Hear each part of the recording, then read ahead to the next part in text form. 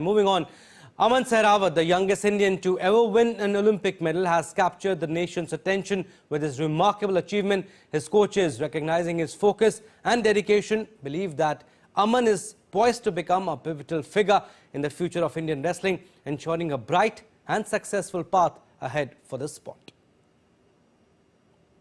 अमन ने यहाँ पर कमाल कर दिया है। 21 साल की उम्र में ओलंपिक में मेडल एक इतिहास है।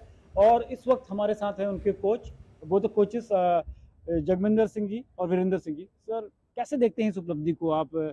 इतनी कम उम्र में ओलंपिक में मेडल, एक भारत का भविष्य उज्जवल लगता है। रेसलिंग में जिस तरह से लगातार पहले भी मेडल जीते हैं, बीच में कुछ कंट्रोवर्सी हो गई थी, लेकिन अब राइट ट्रैक पे आ गए हैं।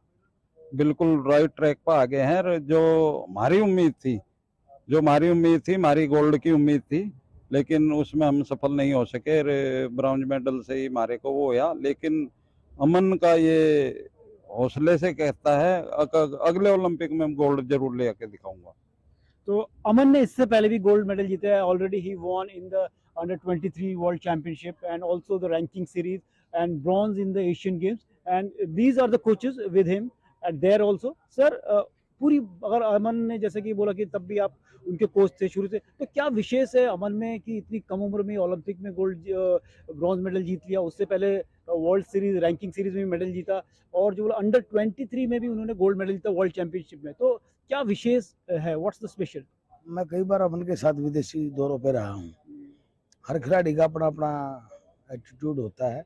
कुछ खिलाड़ियों का घूमने पे और कुश्ती पे फोकस होता है, कुछ खिलाड़ियों का सिर्फ घूमने पे फोकस होता है।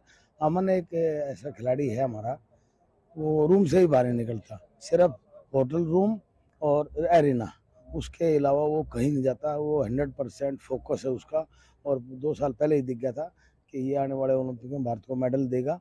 और यही इसकी सबसे बड़ी प्लस पॉइंट है कि 100% जैसे बिल्कुल अपने काम पे फोकस है, इसके अलावा दाएं बाएं कहीं कुछ नहीं।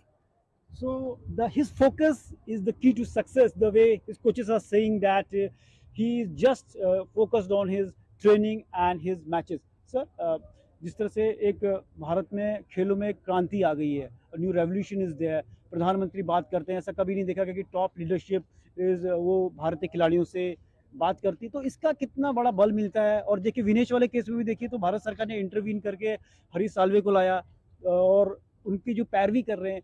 तो कैसे देखते हैं इस नई चीज को भारतीय खेल में? जो मौजूदा सरकार है जब से ये बनी है, पहले बार ही सरकार भी करती थी, लेकिन इसने ग्रास रूट से ही जैसे कुछ साई की स्कीम निकाली, कुछ फेडरेशन का सहयोग रहा, उससे खिलाड़ियों को एक पहले तो खिलाड़ियों को सिर्फ एक कुछ खेल के तौर पे 1-2% माना जाता था, लेकिन खिलाड़ियों को भी आज समाज का अहम हिस्सा मान के और सरकार पूरी मदद कर रही है। उसमें हमारी रेसलिंग फेडरेशन ऑफ इंडिया और साई और उनकी स्कीम, उन सब की देन है कि हमारे ओलंपिक में लगातार मेडल आ रहे हैं।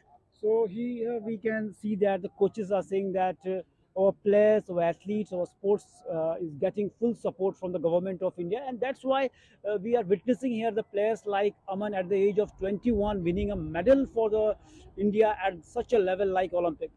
With camera person Senthil, Narayan Singh, DD India, Paris.